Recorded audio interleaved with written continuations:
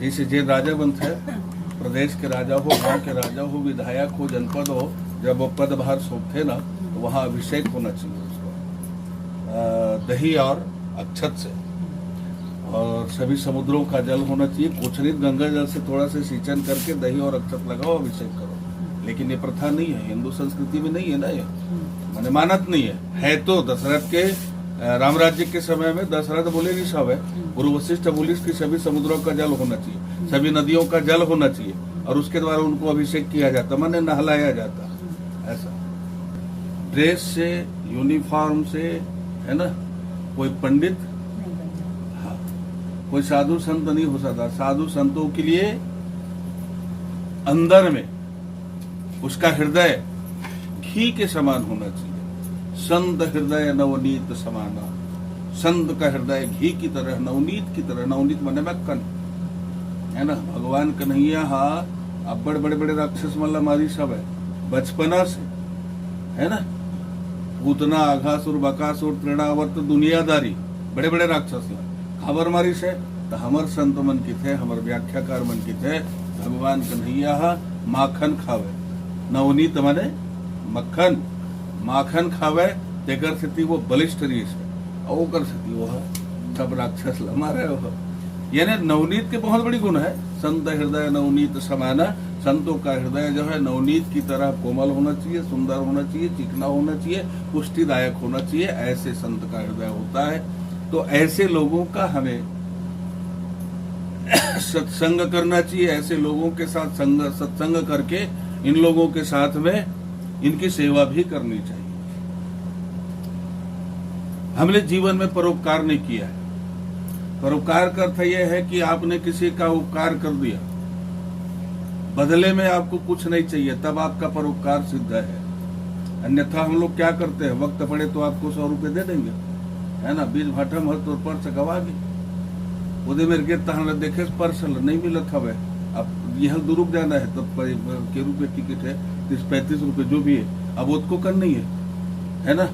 तब ककड़ो देखा तो तू उधारी ले लगी ना, तो उधारी ले रहे हो तो उसका समय जिन देने वाला है तेन आपके प्रति बहुत हित कर रही सो, भले उधारी है तो वो कही रहे नहीं उधारी जरूरत नहीं है, आपको जाना है तो ये काम कर लो।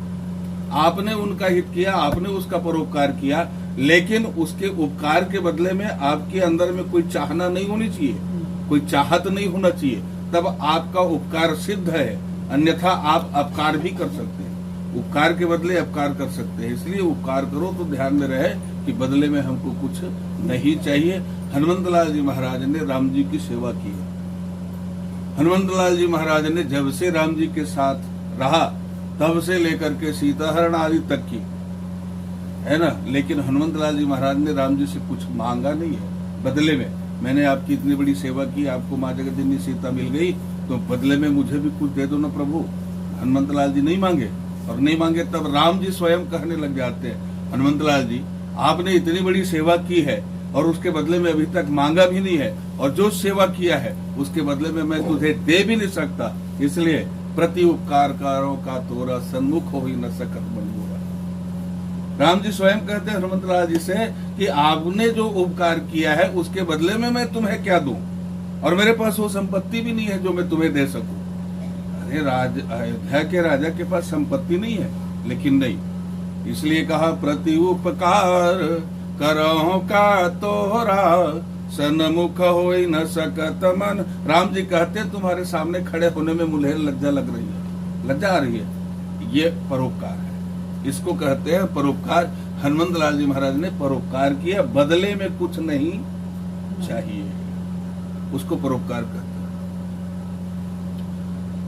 जीवात्मन तुम्हारे किए हुए कर्म के फल तुम स्वयं भोगो, ऐसा आत्मा आत्मा को कह रहा है। पशु पक्षियों के लिए वन में कुआं तालाब आदि नहीं खुदवाया।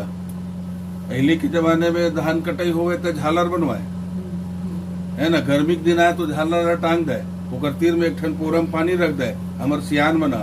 आजकल हमर रखथन अपने भूभसला भरत हन, बड़े बड़े बफे में जाके कुट कुट ले खात हन एकदम। आजकल फिर से शुरू हो गया थोड़ा अब आजकल फिर ना जगह जगह पेड़ पौधा अपन अपन घर के बालकनी में छत में इसे ना पानी भर भर के रखे लगे, चावल वगैरह सब थोड़ा थोड़ा अभी चालू हो गया है ना, बीच में बिल्कुल एकदम बंद हो गए से।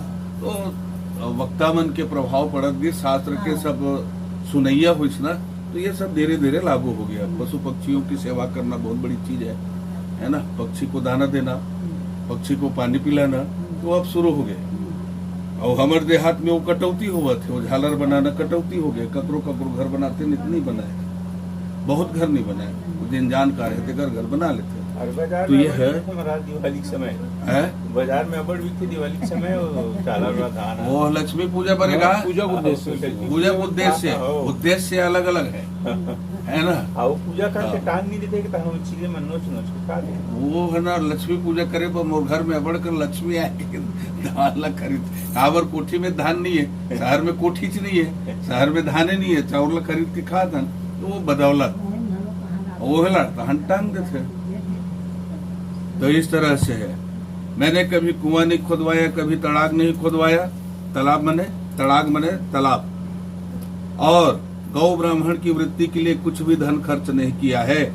आज हमारी गौ माता जो है लवारिस हो गई है ना, कुत्ते वारिस है और गौ माता गलत मत मान हो गई। सब कुकुर पहुंचते तो मोला डर लगते बात है ना। हमला जेकर पीछे जाना चाहिए। भगवान कृष्ण का नाम गोपाल हुआ, भगवान कृष्ण का नाम गोविंद हुआ। गो वृंद, वृंद माने समूह, गायों की समूह पर रहने वाले जो है उसका नाम गोविंद है। व्याकरणाचार्य मन बहुत सारा उदाहरण। गोपाल, गौ का जो पालन करे उसको है ना, बच्चे का पालन करे वो बच्चे का नाम शिशु है ना, शिशु। तो उसका क्या नाम हुआ है? शिशुपाल। अब शिशुपाल कौन हरे? भगवत कथा में रुक्मणी भी हाव करे सन होवत नहीं सब है ना। तो रुक्मणी संदेश करिस तो हमन बच्चा के ज्यादा पालन करथन, लइका मन के है ना, शिशु के। तो हमन का बन गए ऐसे भैया? नहीं मैं काला बताऊं मैं, हाँ बोलो। वो शिशुपाल है ना। तब कुकुर के पालन करते थे ना? नहीं हम नहीं कहा, बोला तुमन कहा, हम नहीं कहा। तो इस तरह से है ना, गौ की सेवा हमने नहीं किया। वो आत्मा को संबोधन कर रहा है वैतरणी नदी में है ना। अनेक जब उसको कष्ट मिल रहा है तो आत्मा को संबोधन कर रहा है कि हमने गायों की सेवा नहीं की। ले दिन में एक दिन हम सेवा करथन, एक दिन गोवर्धन पूजा में वो लिकमल किथन जात रहे गाय धो कलापे देख नहीं जा। बस गौ सेवा करना अच्छा चीज है, तो हम भी साथ में चले। चल बेटा गाय धो के आबो, इसे नहीं कहा है ना। जात रहे गाय धो काबे, जात रहे खिचड़ी खवा देवे, जात गौ पूजा कर लेवे, यानी हम कोसों दूर है। गौ की सेवा करना, ब्राह्मणों की वृत्ति के लिए कुछ भी धन खर्च नहीं करना। ब्राह्मणों की वृत्ति के लिए धन खर्च करना चाहिए, माने ब्राह्मण हमर डहर ले अच्छा जी है। ऐसे विचार कर लेना चाहिए। अतः है जीवात्मन, तुम अपने किए हुए कर्म को भोगो। हमने जीवन में अन्नदान नहीं किया। अन्नदान, दान का अर्थ मैंने उस दिन बतलाया था। दान दो, अन्नदान दो, मुट्ठी दान दो। जो भोजन करते हो उसी अन्न का दान करना चाहिए, अलग से नहीं। हमने कई जगह देखा है अलग अलग चावल रखते है ना, ये गलत बात है। याचक है तो क्या हुआ? याचक जो आता है आपके यहाँ गरीब बन के नहीं आता, वो तो अमीर बन के आता है, वो साधु संत बन के आता है। भले ही फटे पुराने वस्त्र धारण करके क्यों ना आए, उनका स्वरूप गंदा क्यों ना दिखे, लेकिन वो आता है। हमारे गुरुदेव जी श्री श्री 108 श्री प्रातः स्मरणीय पूज्यपाद प्रमोद शास्त्री जी महाराज इसके बारे में अच्छा प्रवचन करते हैं और कहते हैं वो याचक जो है याचन करने नहीं आता, आपसे मांगने नहीं आता, आपको देने आता है ना। बोधयंती गृहे गृहे, वो बोध कराने आता है, आपको बोध करा रहा है। ये बोध करा रहा है कि माँ मिले माँ, है ना। क्या बोलते हैं वो? मिले माँ। और मिले माँ का अर्थ क्या होता है? मैंने जो कर्म किया उसका फल मुझे मिल रहा है। तुम जैसा करोगे वैसे ही फल तुमको मिले। अच्छा दान करोगे तो अच्छा फल मिलेगा, बुरा दान करोगे तो बुरा फल मिलेगा। बोधयंती गृह गृह, घर घर में जा करके वो बोध कराता है और बोध कराने वाला गुरु होता है ना। भगवान शंकर के बारे में वहां पर लिखते हैं, वंदे बोधमयम नित्यम, रामायण बालकांड, वंदे बोधमयम नित्यम गुरुम शंकर रूपिणो। भगवान शंकर जो है प्रतिदिन बोध कराता है। क्या बोध कराते हैं? अरे मेरा नाम शंकर नहीं है, लोग मुझे भोला कहते हैं, है ना। शंकर का नाम भोला है ना। भोला क्यों? भोला।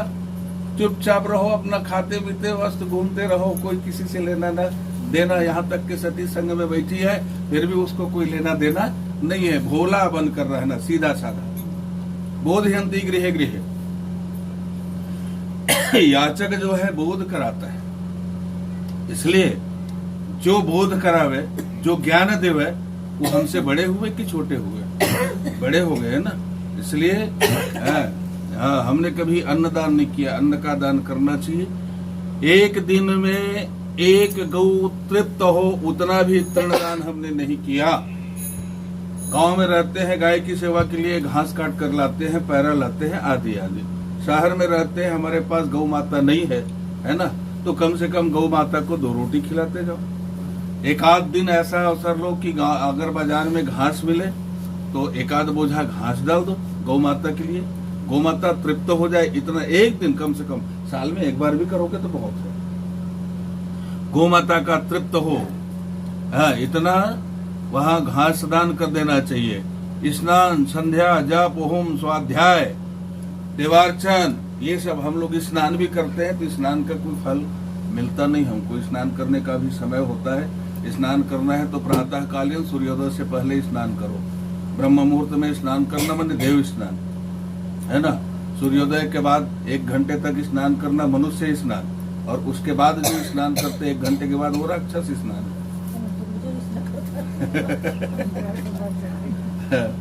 तो वो राक्षस स्नान है। उसके बाद पूजा पाठ करो तो आपको फल मिलना चाहिए। हम तो भगवान से निवेदन करें सबको फल देवे, लेकिन कुछ बातें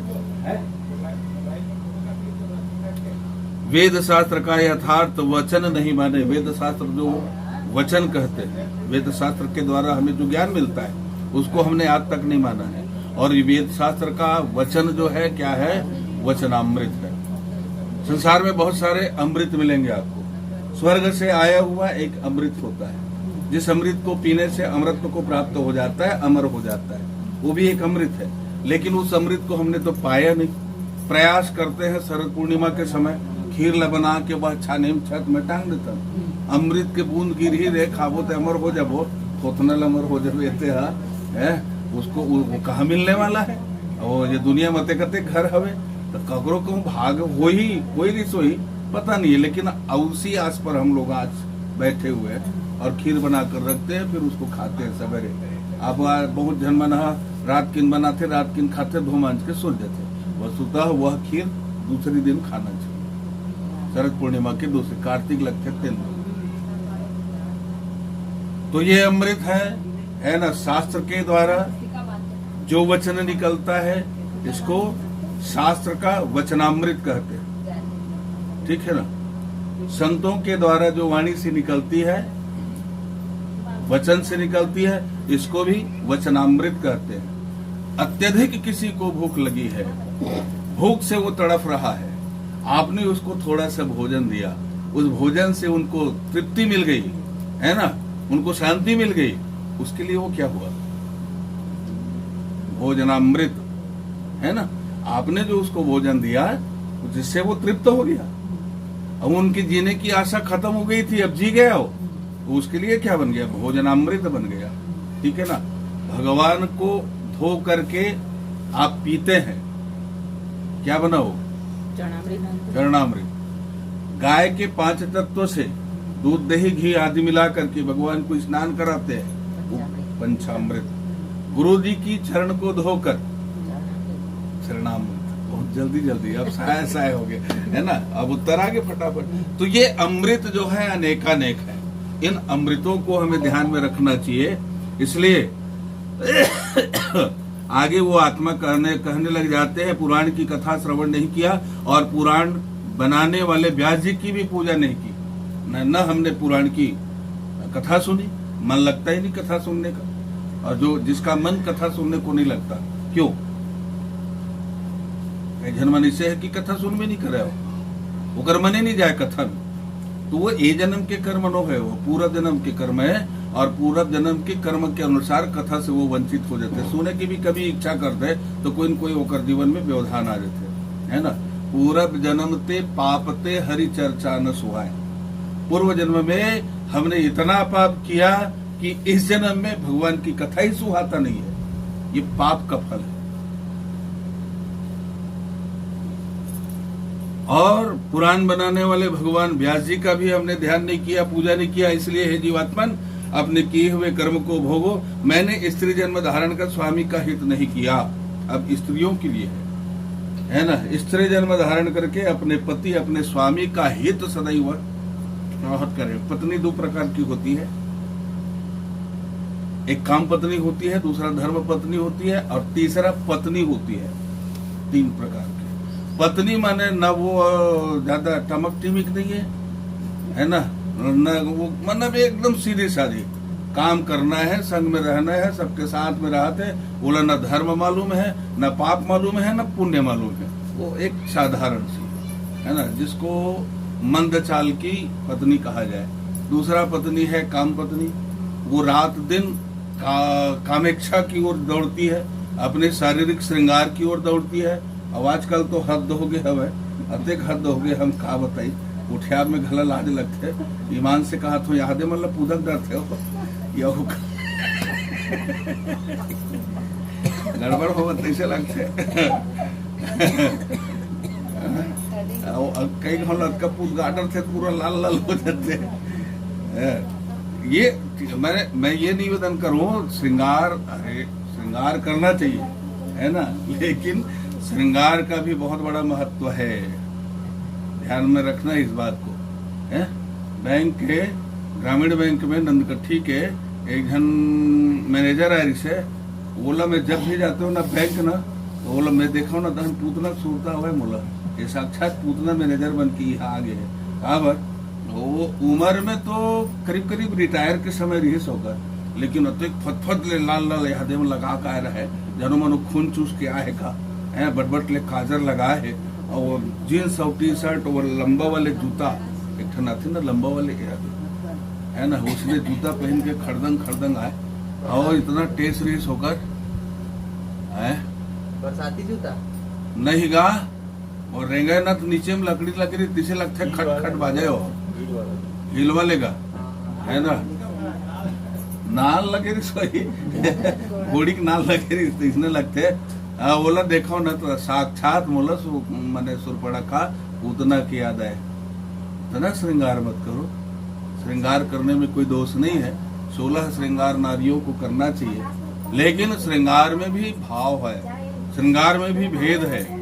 छोटी सी मैं कथा फिर मोटे थोड़ा आए वह हो जाते इतनी गड़बड़ा डर तुम्हें। श्रृंगार में भी भेद है, मैं निवेदन करना चाहूंगा। महाराज जनक की धर्मपत्नी सुनैना थी।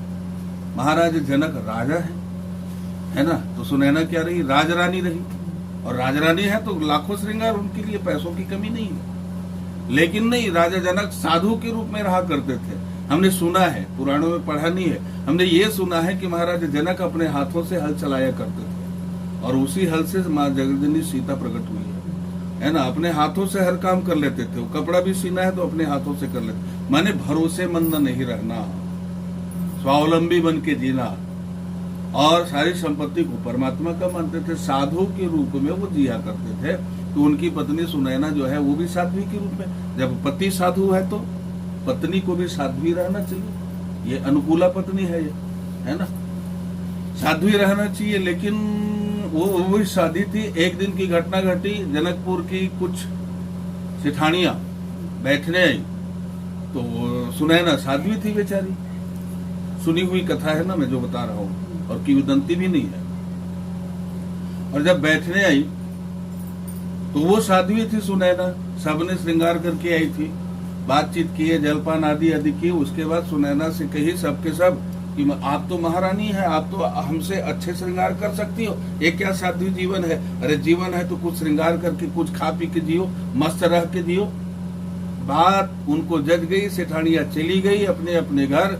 महारानी सुनैना ने उनकी बात को सुनी, सुनने के बाद श्रृंगार की लिस्ट सामग्री बना दिए, सामग्री लिस्ट बनाए, और सामग्री लिस्ट बना करके जनक को दे दिया।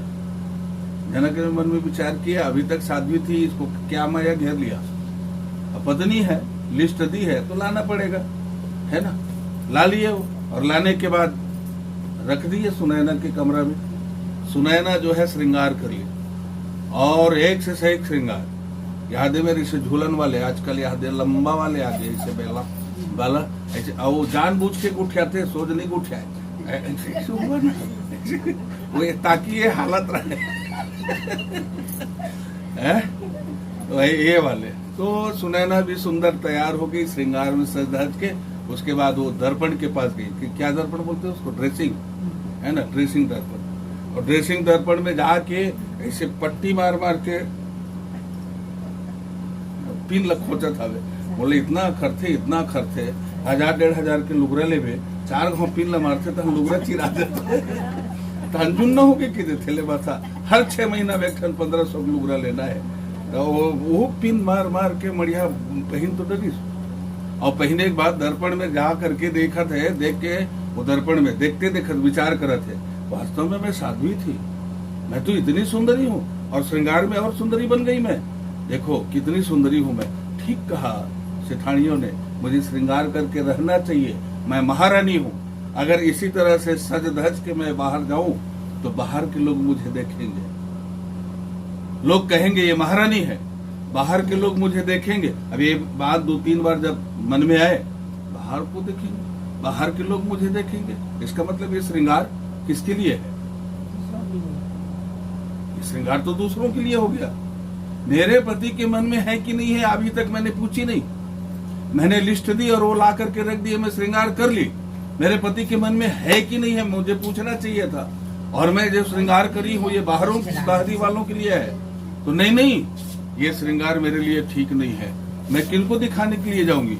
ये श्रृंगार को कौन देखे, और जो देखे मोहित हो जाए, है ना। इसका मतलब ये है कि मेरे अंदर में सुंदरता का अभिमान है ना, और जहाँ ये अभिमान आता है तो हमें नरक की ओर ले जाता है, हमारी रास्ता बिगाड़ देते हैं। इसलिए महारानी सुनैना ने सारे श्रृंगार उतार दिए और एक किनारे फेंक दिए। और एक किनारे फेंके बाद में जनक जी महाराज आए। जब जनक जी महाराज आए,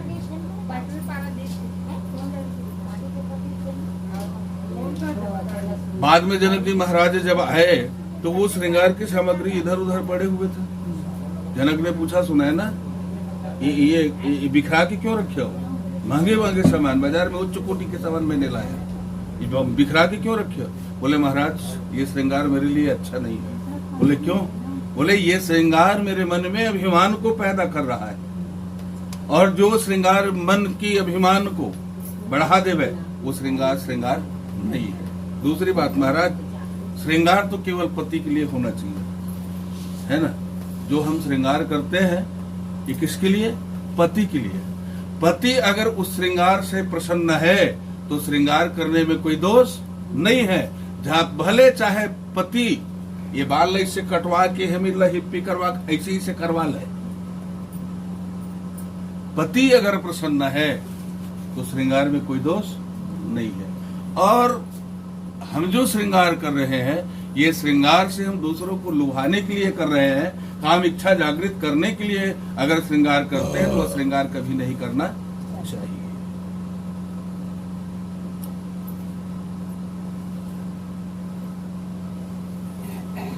इसी बात को यहाँ पर कहते हैं, धर्म बुद्धि से मैंने पति की सेवा नहीं की है, पति के मरने के बाद सती भी नहीं हुई है। और बड़ी अच्छी बात तो ये है कि हमारी काकी जी जो है ना, चाची सती बन गई, है ना। हमने पंडितों से भी पूछा, हमने उस दिन बताया था ना कि हमारे गाइडलाइन का कोई पंडित है, उन्होंने कहा सती हो गया हो। इस तरह से विधवापन प्राप्त होने पर मैंने तप नहीं किया है, इसलिए हे जीवात्मन तुम अपने किए हुए कर्म को भोगो। महीने का उपवास तथा बड़े विस्तृत नियमों वाले चंद्रायण व्रत तो से शरीर को पूरा कृष भी नहीं किया है, इसलिए महीना में उपवास जरूर रहना चाहिए। वैसे वैज्ञानिक दृष्टिकोण से भी साप्ताहिक उपवास नहीं कर सकते तो पाक्षिक उपवास नहीं कर सकते तो मास में एक बार जरूर उपवास रहना चाहिए। इससे विज्ञान की भी है ना सिद्धांत जो है यहाँ लागू होता है, और शास्त्र में तो है ही उपवास का। चंद्रायण व्रत करना चाहिए। पूर्व जन्म के कर्म से नारी का शरीर मैंने प्राप्त किया है। जो शरीर वैधव्य आदि बहुत दुख का पात्र है, हे गरुड़, वह भगवान जो है कहने लग जाते हैं। वह प्रेत अनेक प्रकार का विलाप कर पूर्व जन्म के किए कर्मों का स्मरण करता हुआ विचार करता है।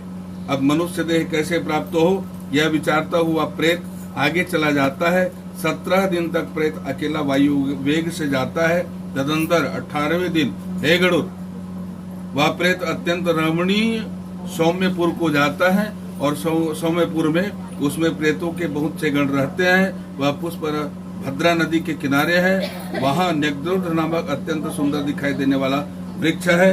यम के दूत उस पूर्व में प्रेत को विश्राम कराता है। तब वह प्रेत दुखित होकर स्त्री पुत्र आदि द्वारा किए सुख का स्मरण करता है। जिस समय वह प्रेत धन नौकर आदि सबका सोच करता है, उस समय वहाँ के प्रेत और यमदूत सब इकट्ठे होकर उस प्रेत को ऐसे वचन कहते हैं, बोले मूर्ख, तो व्यर्थ सोच करता है। धन भृत्य पुत्र स्त्री मित्र बांधवादि आदि तुम्हारे कोई भी नहीं है। जीव अपने किए हुए कर्मों को आप ही भोगता है, इसलिए यमलोक को तुम भोगो। इस तरह से 16 नगर को पार करता है ना, सौम्यपुर आदि रमणीपुर, इस तरह से 16 नगर को पार करता है। और 16 नगर को पार करने के बाद जीवात्मन जो है दक्षिण द्वार से, 4 द्वार है ना, यमलोक में 4 द्वार है धर्मराज के यहाँ। पूर्व द्वार में बड़े बड़े जो संत महात्मा है वो पूर्व द्वार से जाते हैं। उत्तर द्वार से ऋषिगण जाते हैं। पश्चिम द्वार से राजन आदि जो है राजर्षि के रूप में प्राप्त हुए हैं, वे सब जाते हैं। जैसे विश्वामित्र जी महाराज वे राजर्षि हुए। और दक्षिण द्वार से पापी पुरुष जाता है। इस तरह से दक्षिण द्वार के मार्ग से, हे गरुड़, पापी पुरुष जाते हैं। उसका वर्णन हमने किया। आगे क्या सुनना चाहते हो, ये तुम्हारी इच्छा के अनुसार है। और गरुड़ जो है फिर से पूछने लग जाता है, यम मार्ग अतिक्रमणम गत्वा पापी यमालय कीदृशम यातना भुक्ते तन्मय कथय के सवा। गरुड़ पूछता है, हे भगवान, गरुड़ बोले, हे भगवान, पापी पुरुष यम मार्ग को लांघ कर यमलोक में जा किस प्रकार से यम की यातना को भोगता है। यम मार्ग में भी कष्ट है और वहां जाने के बाद, यमलोक में जाने के बाद भी अनेक कष्ट को भोगता है। जीव जब यमलोक में जाता है तो जाते ही वहां चित्रगुप्त जो है, यम के दूत तो ले गए, वहां चित्रगुप्त सामने खड़े हुए हैं। यम देवता माने धर्मराज जो है चित्रगुप्त से पूछता है, चित्रगुप्त, फलाना नाम का जीव यहाँ आया हुआ है, इनकी खाता निकालो और बताओ मेरे को कि कितना पुण्य किया और कितना पाप किया, है ना। तो चित्रगुप्त वहां बताता है कि हमारे जीवन की एक एक घटना, दिन में रात में 24 घंटा की घटना वहां लिखा हुआ है। और उस लिखे हुए को बताता है। जीव को स्वीकार करना पड़ता है। अगर आप स्वीकार नहीं करोगे तब हमारे और आपके साथ में एक पति पत्नी जो है सदैव घूमते हैं 24 घंटा, हमारे साथ में भी है, आपके साथ में भी है। पुरुषों के साथ में श्रवण नाम, यम के दूत है ना, श्रवण नाम का है जो पुरुषों के साथ में 24 घंटा रहता है। और स्त्रियों के संग में उनकी पत्नी श्रवणी जो है 24 घंटा रहती है। अब ये जो है चित्रगुप्त के बाद श्रवण और श्रवणी दोनों जो है वहां गवाही के रूप में खड़े रहते हैं। झूठा बोल नहीं सकते। इतने पर भी आप झूठ बोलने का प्रयास करेंगे तो 10 ऐसे हैं जो सदा सदा के लिए विद्यमान है हमारे जीवन में, वे गवाही के रूप में खड़े हो जाते हैं। और वो गवाही कौन कौन है? बोले सूर्य।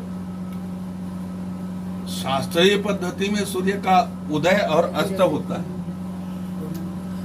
तो सूर्य का उदय और अस्त गवाही के रूप में वहां खड़े रहते हैं। अगर दिन में आपने पाप और पुण्य दोनों किया है तो सूर्य जो है गवाही के रूप में है।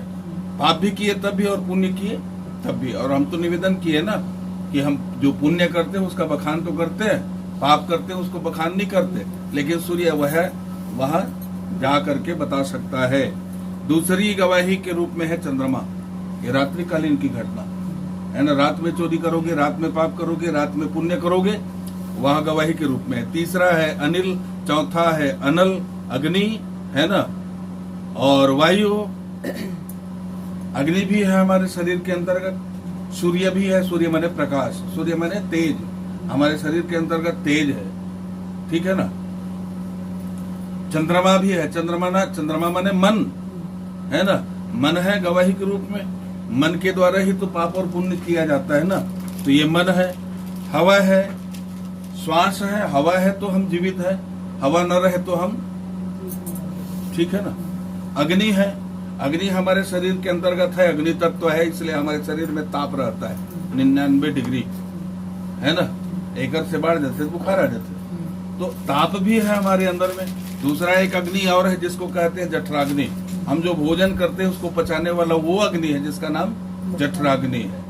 तो अग्नि भी है, ये भी गवाही के रूप में वहां जाते हैं। आकाश, हृदय आकाश, हृदय में जो ब्रह्म तत्व है वो आकाश जो है गवाही के रूप में है। पृथ्वी, पृथ्वी के अंदर गंध है ना, गंध, और हमारे नाक में घ्राण शक्ति है, गंध सूंघने की शक्ति है, ये पृथ्वी तत्व है, ये भी हमारे साथ में है। जल भी हमारे साथ में है, हमारे शरीर में है। अगर जल ना होता तो हम जीवित नहीं रह पाएंगे।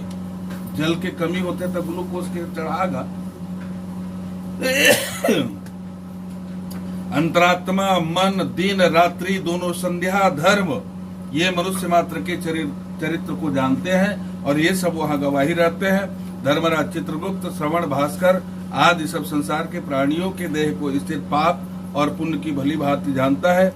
इस तरह पापियों के पाप को निश्चय कर यमराज जो है तदंतर पापियों को बुलाकर अपने भयानक रूप को दिखाता है। और यमराज का रूप क्या है?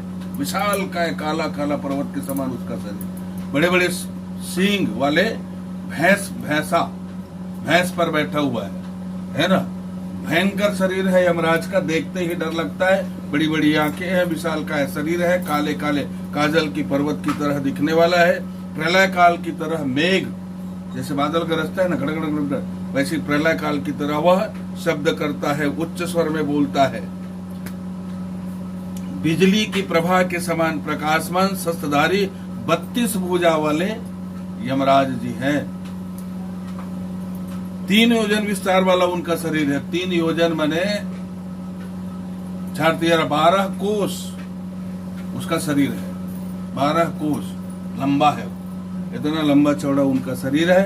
कुएं के समान भयानक मुख है, लाल नेत्र है, बड़ी बड़ी दाढ़ों से युक्त भयंकर मुख वाले हैं, लंबी नाक है। ऐसा यमराज का स्वरूप है। उसको देखते ही पापी जीव भयभीत हो जाता है। फिर पापी जीव को यमराज जो है उनके किए हुए कर्म के अनुसार उनको अलग अलग नरक में डालते हैं। रौ नरक, सालमली नरक आदि आदि जितने भी नरक है उनमें डालते हैं। किसी को लोह से मारा जाता है, किसी को मुदगर से मारा जाता है, किसी को तोमर से, भाले से, गदा से, मूसा से, इस तरह से वहां पर प्रताड़ना की जाती है।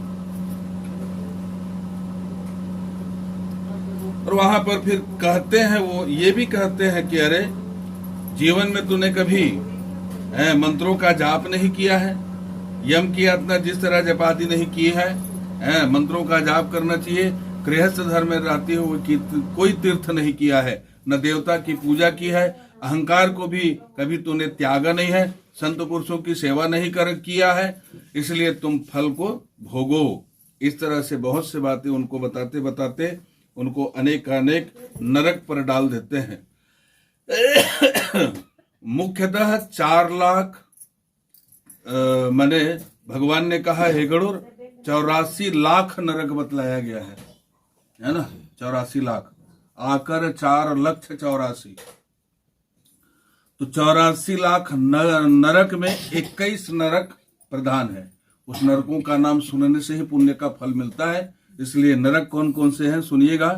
तामिश्र, लोह शंकु, महारौरव, सालमली, रौरव, कुन्मल, कालसूत्र, पूती मृतिका, संघात, लोहितोद, सविष, संप्रतापन, महानिरय, काकोल, संजीवन, महापथ, अविची, अंधत्राविश्य, कुंभिपाक, संप्रतापन तथा तपन, ये 21 नरक प्रधान माना गया है। और मुझे लगता है, ये मेरा अनुभव कहता है ना, कि ये जितने भी नरक है हम इसी शरीर को प्राप्त कर यही भोग रहे हैं, है ना।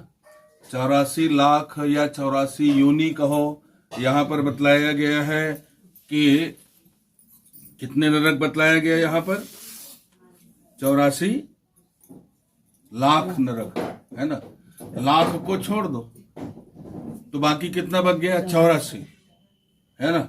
अब ये 84, ये मेरा अनुभव, मैं अपनी प्रैक्टिकल करके बता रहा हूं, सत्य हो तो ठीक, असत्य हो तो ठीक। हम इसी तन को प्राप्त कर 84 भोग रहे हैं। ज्यादा सियान हो जाते न किथे का करबेगा, मैं 84 भोगत हूं भाई। तो कैसे 84 भोगत हन, तो थोड़ा से प्रैक्टिकल करके मैं आपला बताए के प्रयास करत हूं। प्रैक्टिकल करन हम जमीन में अपन एक बित्तल इसे रख देते हम, है ना, और अंगूठा किनारे और कनिष्ठा किनारे ला आप लाइन मार लो, ओकर बाद इसे नाप हो तो 12 अंगुल के हो ही, एक बित्ता है 12 अंगुल के, ठीक है ना। हमार लोक रीति के अनुसार में 2 बित्ता के एक हाथ बनते हैं, ठीक है ना भैया। 2 बित्ता के एक हाथ हमारे लोक रीति है, 2 बित्ता के एक हाथ बनते हैं। हर मनुष्य के शरीर अपन हाथ में 3.5 हाथ के होते हैं, है ना। हर व्यक्ति के, चाहे छोटे से लेकर हो चाहे बड़े हो, है ना। 1 फीट के लेकर रहा है चाहे 7 फीट के सियान, अपन हाथ में हर व्यक्ति के शरीर 3.5 हाथ के होते हैं। मैं निवेदन कर रहे हो, एक बित्ता में 12 अंगुल बनते, ठीक है ना। और एक बित्ता में 12 अंगुल है तो एक हाथ में के अंगुल बनिस, 2 बित्ता के एक हाथ, तब एक हाथ में 12 दूनी 24, और हमार शरीर 3.5 हाथ के है तो के अंगुल के बन गए, 24 तिया कर लो पहली, है ना। 24 तिया,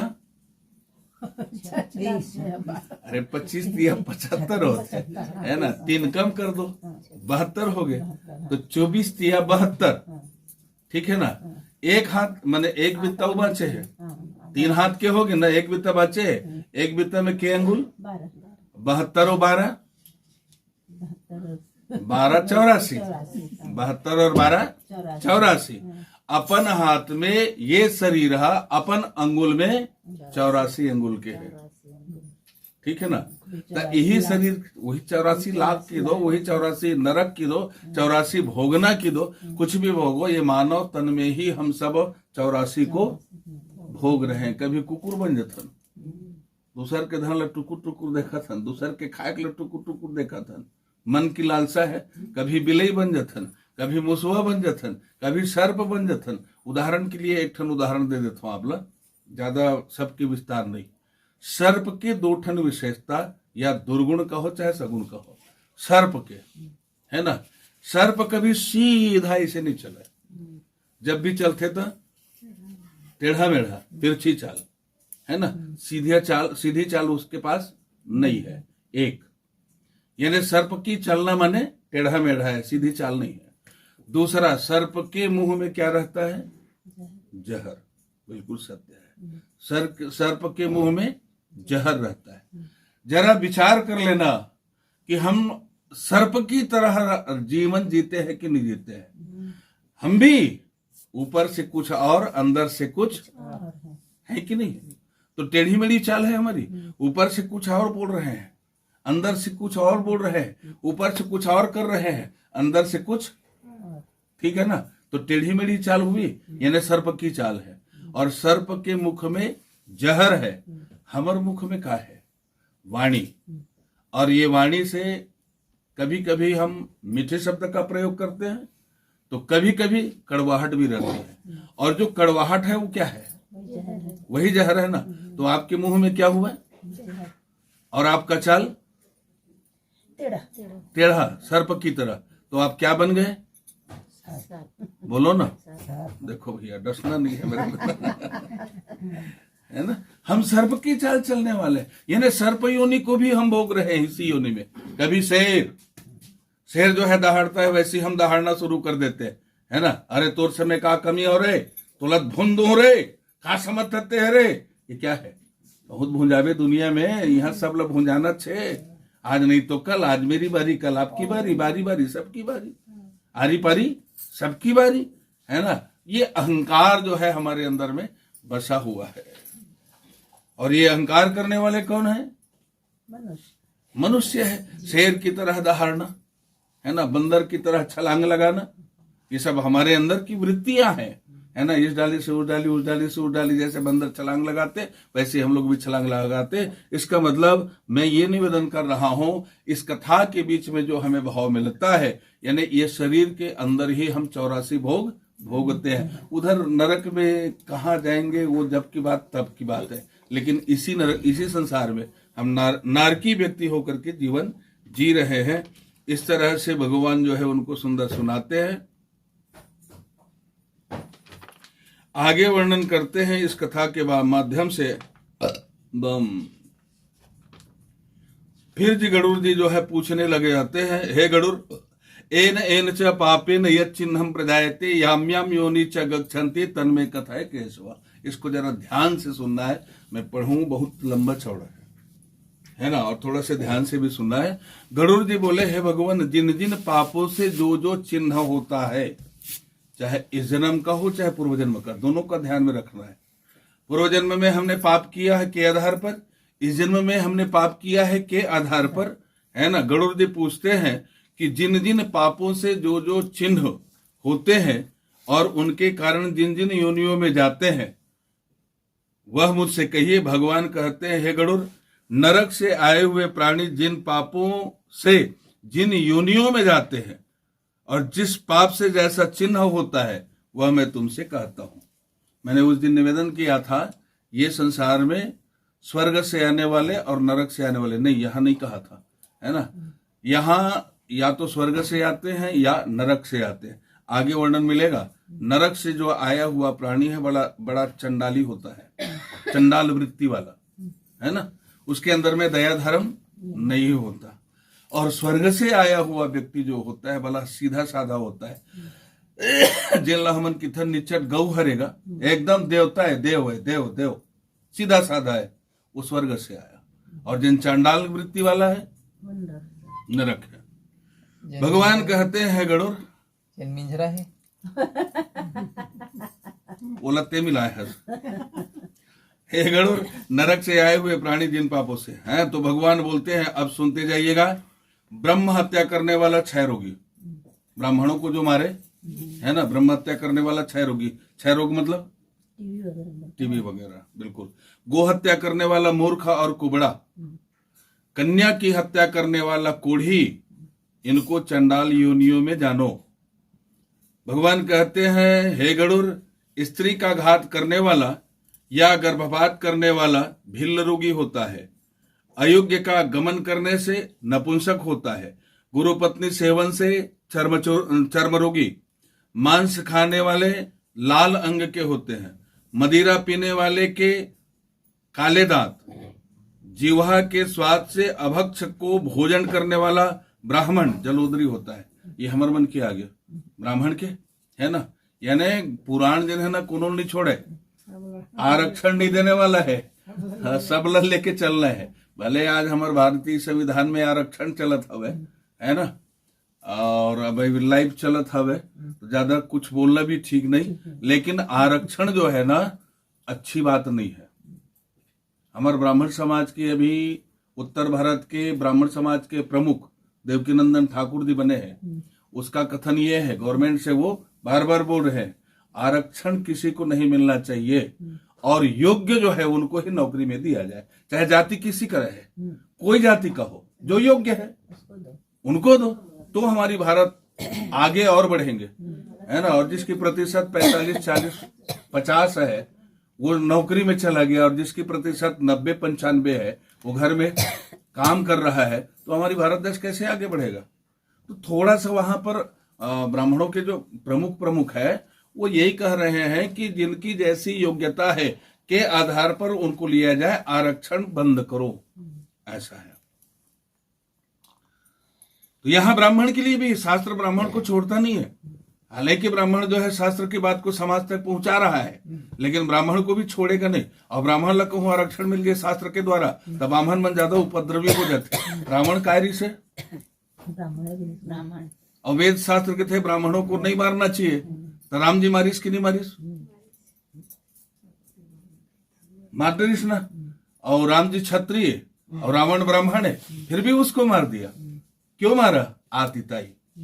ब्राह्मण होकर जो ज्यादा आतिताई होवे उसको मारने में कोई दोष नहीं है। महाभारत में भी 6 प्रकार के आतिताई बताए गए हैं भीम के द्वारा, है ना, भगवान कन्हैया के भी द्वारा। रामायण में भी बाली कथा प्रसंग पर आतिताई बतलाया गया है, उसको मारने में कोई दोष नहीं है। बाली के हृदय पर बाण लग गया राम जी के द्वारा। भगवान राम जब बाली गिर गया तो राम जी जो है उनके सन्मुख गए, और सन्मुख जब गए तो बाली ने पूछा कारण कवन नाथ मुझे मारा, है ना, मुझे आप क्यों मार दिए? तो उस समय भगवान ने कहा कि तुम आतिताई हो, आतिताई को मारने में कोई दोष नहीं है ना। सुनु सठ कन्या समिये चारी, अनुज बधु भगिनी सुत नारी, सुनु सठ कन्या समिये चारी। अनुज बधु भाई ने बहन और पुत्र वधु और कन्या, इनको जो कुदृष्टि से देखते हैं उसको मारने में कोई दोष।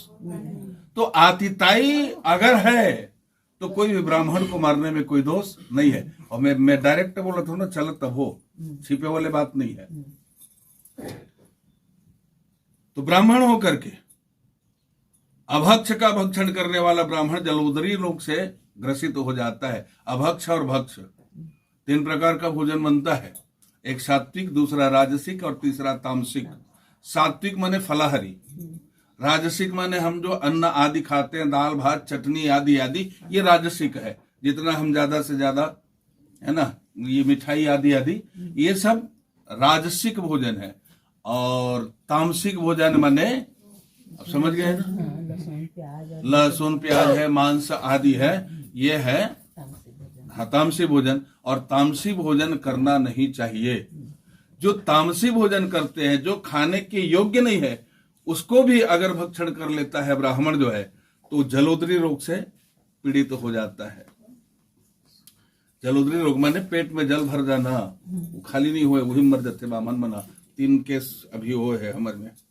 दूसरों को न देकर स्वयं मिष्ठान न खाने वाला, है ना, मिष्ठान जब लाते हो तो 2 जने को बांट के देना चाहिए, बांट के खाना चाहिए, लुका के गुपचुप नहीं खाना है।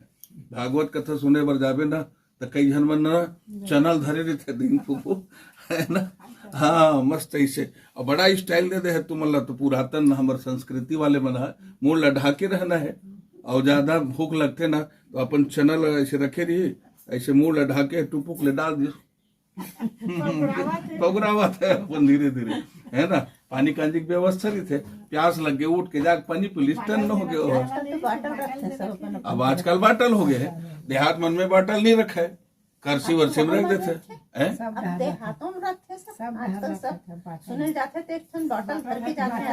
वो आप मन के जन क्वालिटी वाले है ना, ते मन है। बाकी जनरल जन हवे ना, वो मन बाटल वाटल नहीं धरे, इसने चल देते। अब इसने चलते हुए तो कर लिए आयोजक द्वारा व्यवस्था किए जाते पानी के, या तो फिर पानी पिलाए जाते होला, या करसी मन में रख देते। तो मिष्ठान्न जो है अकेला नहीं खाना चाहिए, बांट के खाना चाहिए। श्राद्ध दिन में शुद्ध दान देने वाला श्वेत कुष्ठी हो जाता है। अभी श्राद्ध पर्व चल रहा है आपके यहाँ 10 दिन तक, ये श्राद्ध पर्व है। और श्राद्ध पर्व में आपको यहाँ से दान नहीं देना है।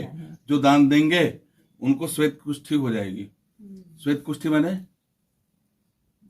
कुष्ठ रोग, श्वेत कुष्ठ, चिंगराज, वो है ना, चिंगराज।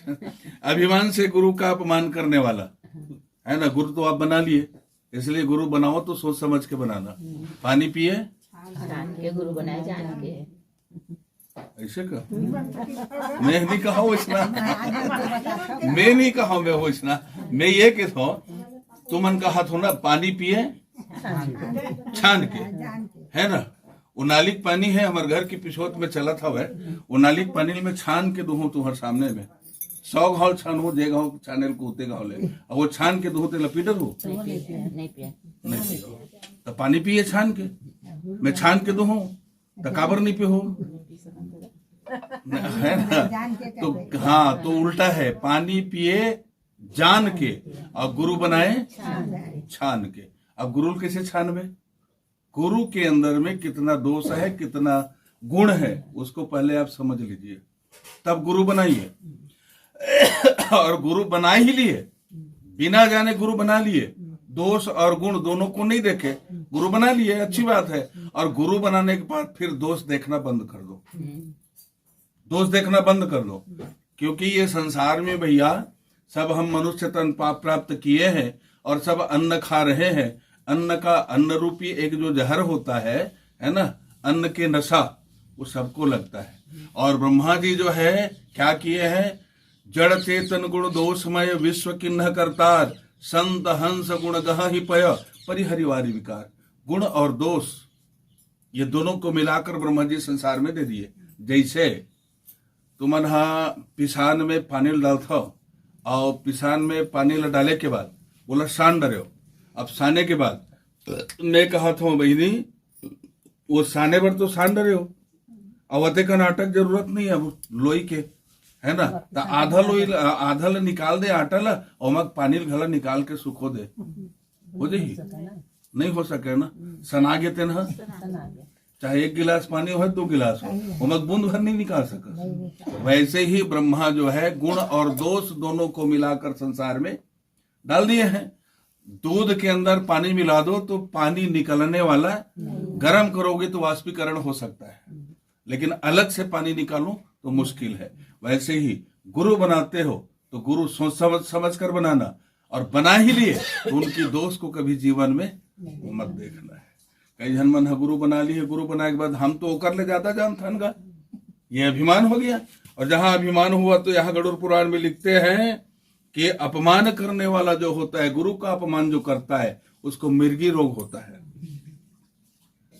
वेद शास्त्र की निंदा करने वाले पांडुरोगी, झूठ गवाही देने वाला गूंगा। पिछले जन्म में अगर झूठ गवाही दिए होंगे तो अभी गूंगा, और अभी कहीं झूठ गवाही दिए होंगे, है ना, या देंगे तो आने वाले जन्म में गूंगा हो जाएंगे। ये बस ये क्रम को देखते रहना है। पंक्ति भेद करने वाला काना होता है, इसलिए पंक्ति भेद मत करो। लाइन में खाना है तो लाइन में खा, लाइन में रहना है तो लाइन में रहा, पंक्ति भेद नहीं करना। विवाह में विघ्न करने वाला का होठ कटा होता है। पुस्तक की चोरी करने वाला जन्मांध हो जाता है। गौ तथा ब्राह्मण को लात मारने वाला लंगड़ा तथा पंगु होता है। मिथ्या बोलने वाला की हकलाहट होती है ना। ये गरुड़ पुराण जब छोटे वाले मुरलिका बोलते तो हकलाते हो, है ना। तो वो कई थे घर में आके, मैं न पूर्व में न पापा, पूर्व जन्म में न पापा, मैं एकदम ज्यादा बोलत रहे हूँ, मिथ्या फालतू वाले बात करत रहे हूँ ना, तेकर से मैं अभी हकलाथों में ये पूर्व जन्म का कर्म भोगना भी पड़ रहा है। ये और मिथ्या बोलने वाला हकला होता है। मिथ्या बात सुनाने वाला, फालतू बात सुनाने वाला बधिर हो जाता है, बहरा। जहर देने वाला मूर्ख तथा पागल होता है। अग्नि लगाने वाला खलवाटी होता है। मांस बेचने वाला दुर्भाग्यशाली होता है। मांस खाने वाला रोगी होता है। कहा था मांस खाने वाला तो खाना चाहिए कि नहीं खाना चाहिए? राधे राधे बोलो। हाँ, स्वर्ण की चोरी करने वाला, है ना, सोना की चोरी करने वाला, रत्नों की चोरी करने वाला हीन जाति में उत्पन्न होता है। सोना की चोरी करने वाला का नाखून अच्छा नहीं होता। धातु मात्र को हरण करने वाला निर्धन होता है। अन्न की चोरी करने वाला मूसक होता है। ध्यान से सुनते जाओ। धान की चोरी करने वाला सलभ, जल की चोरी करने वाला चातक पक्षी, जहर की चोरी करने वाला बिच्छू होता है। देखो ये संसार में वही सब दिख रहा है ना जो लिखा है। साग पत्र चोरी करने वाला, साग पान बेचैया मनाते थे कर रहे ना, 3-4 जन भीड़ लगा देते और बिल्कुल थोड़ा बहुत साग ला मार देते, चोरी कर देते। साग पत्र चोरी करने वाला मोर, सुगंध वस्तु को चुराने वाला छुछुंदर, शहद की चोरी करने वाला मधुमक्खी, मांस चुराने वाला गिद्ध, लवण मने नमक चुराने वाला पिपील का होता है। भगवान कहते हैं, हे गरुड़, तांबुल मने सुपाड़ी आदि, फल पुष्प आदि हरने वाला वन में वानर होता है। जूता और लकड़ी, घास, रुई आदि को चुराने वाला मेष मने भेड़ योनि में जाता है। जो हिंसा कर्म से जीविका चलाते हैं तथा रास्ते में प्राणियों के धन आदि को लूट लेते हैं, जीव हिंसा का शिकार खेलते हैं, ये सब कसाई के घर में बकरा होता है। जो जहर पीकर मरते हैं वे पर्वत पर कृष्ण सर्प होते हैं। इसलिए जहर पीकर मरना नहीं चाहिए, और जो जहर पीकर मर गया है ना, उसके लिए, उसकी मुक्ति के लिए एक ही उपाय है। नाग पंचमी के दिन 2 नागिन बना करके उनकी पूजा कर नदी में प्रवाहित करना चाहिए, है ना, तब उसकी मुक्ति होती है। और बहुत सारे उपाय, लेकिन ये एक छोटा सा उपाय। जो किसी की आज्ञा नहीं मान चलते ऐसे मदोन्मत्त निर्जन वन हाथी होते हैं। ब्राह्मण होकर जो वैश्वदेव नहीं करते, शूद्र आदि रजत आदि सबके घर अन्न भक्षण करते हैं और अन्न की परीक्षा न कर अन्न खाते हैं, वे ब्राह्मण निर्जन वन में व्याघ्र होते हैं। इसलिए सबके घर में अन्न नहीं खाना, जैसे खावे अन्न तैसे रही मन, है ना। अन्न तो आपका शुद्ध है, लेकिन अन्न बनाने वाली, अन्न परोसने वाली, है ना, उसका मन कैसा है ये हमको मालूम नहीं। और बनाने वाली, है ना, परोसने वाली का मन कहीं बिगड़ा हुआ है तो खाने वाला का मन भी बिगड़ जाएगा। इसलिए ब्राह्मणों को निषेध है दूसरों के घर खाना। छुआछूत के बातें नहीं है ना, छुआछूत वाले यहाँ बात नहीं है। गरुड़ पुराण में नहीं खाना चाहिए। जो ब्राह्मण गायत्री का जप नहीं करते, अभी भी बतलाया था ना, संध्योपासना नहीं करते, जो भीतर से दुष्ट है बाहर से साधु मालूम होते हैं, वे ब्राह्मण अन्य जन्म में बगुला होता है। ऊपर से एकदम छकछक सुंदर साफ सुथरा है, बगुला है, लेकिन तरिया किनारे बैठे नहीं थे, वो खबर बैठे। अच्छा, मैंने चकचक ले दिखा था वे ऊपर ले, लेकिन ओकर अंदर में पाप भरे हुए मछली खाए बर, वो बगुला होता है। अयाज्य का दक्षिणा लोभ से यज्ञ आदि करने वाला ब्राह्मण ग्राम शुकर होता है, सूरा बनते हैं। अयाज्य का, है ना, अयाज्य माने जिसके द्वारा हम यज्ञ ना करा सके, लेकिन लोभ वृत्ति के कारण में अगर हम उसके द्वारा यज्ञ करवाते हैं तो ग्राम शुकर हो जाते हैं। बहुत मनुष्यों का यजन करने वाला गधा योनि में जन्म लेता है। निमंत्रण दिए बिना भोजन करने वाला कौवा बनता है। पितर पक्ष हम आते ना, न्योता दे रही थो आते ना, हाँ, उसने तो नहीं मिला था वे, वो हमारे रेडिएशन के कारण।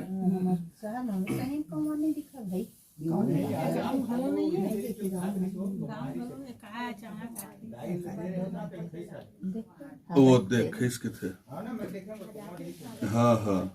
जो सुपात्र को विद्या का दान नहीं देता वे ब्राह्मण बैल होते हैं। गुरु की सेवा नहीं करते दुष्ट पशु होते हैं। गुरु की हुंकार तुंकार करे वाद विवाद कर ब्राह्मणों को जीत लेवे, वह जल रहित वन में ब्रह्म राक्षस होते हैं।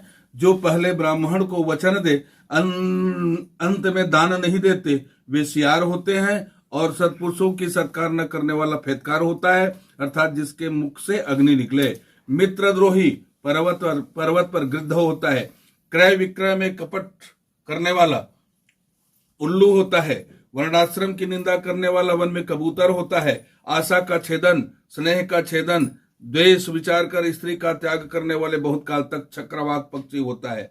माता से, पिता से, गुरु से, बहन से द्वेष करने वाला हजारों जन्म पर्यंत गर्भ में मरण को प्राप्त होता है। इसलिए माता पिता बहन भाई से द्वेष नहीं करना चाहिए, है ना। और सासू को गाली देने वाली, अपन सास ला जिन गाली देते तिन का बनते, गरुड़ पुराण बताते हुए का बनते बताओ।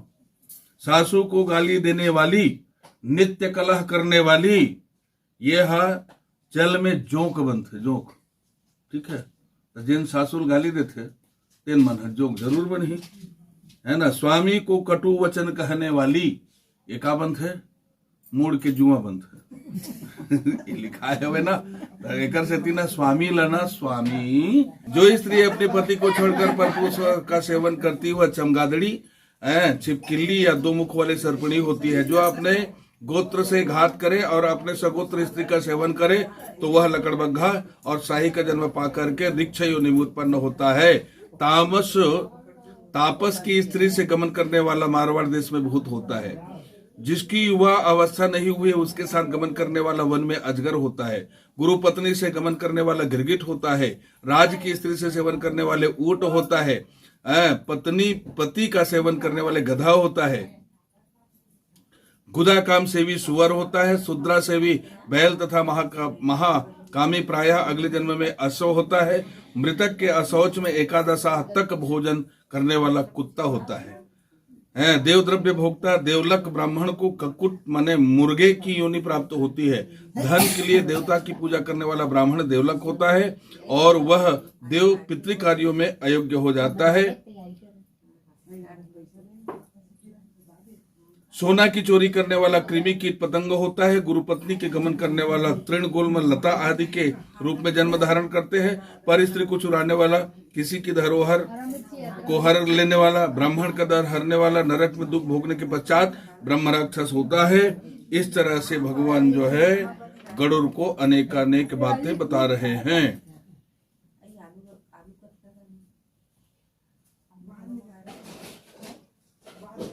तो इस तरह से भगवान जो है जैसे जैसे कर्म किया हुआ है के अनुसार योनियां जो प्राप्त होती है या पहचान जो मिलता है उसको बतलाए। और यहीं पर मेरी वाणी विराम देना चाहेगी। बोले लक्ष्मी नारायण भगवान की जय। आपके वीडियो में कमेंट आ रही से तो ओकर उत्तर चाहिए जिन आपके वीडियो ला देखते। हाँ, 32 करोड़ के हो कि 33 करोड़? मैं का बोले हो 32 के हो कि 33 के हो? 33 के हो ना। और मैं कमेंट है 32 करोड़ है ना। और करोड़ के अर्थ में आज दिखत रहे हो, संक्षिप्त समय नहीं मिल पाए बोला, आज दिखत रहे हो के आधार पे है ना। करोड़ के अर्थ दो प्रकार, कोटि के दो अर्थ होते है ना। कोटि माने एक तो करोड़ और एक प्रकार। तो वहां पर कुछ अर्थ मिली से पूरा व्याख्यान नहीं दो मैं, लेकिन कल जो दे दू है कर पूरा उत्तर। वहां जिन मूल मिली से कोटि के यानी करोड़, कोटि के दो प्रकार होते है ना। एक प्रकार होते, एक करोड़ होते। 33 करोड़ नहीं है, 33 कोटि है। और 33 कोटि हाँ माने प्रकार है ना। माने 33 प्रकार देव है, देवी देवता जो भी कहो वो 33 प्रकार के हैं। और उस 33 प्रकार की जो उत्तर है 33 कैसे आएगा उसको हम कल आपके वीडियो में डाल देंगे। आज क्योंकि हम व्यस्त थे है ना, और व्यस्तता के कारण हम पूरे उत्तर नहीं ढूंढ पाए, तो जरूर हम कल प्रयास करेंगे। निवेदन है हमारा। बोले लक्ष्मी नारायण भगवान की जय।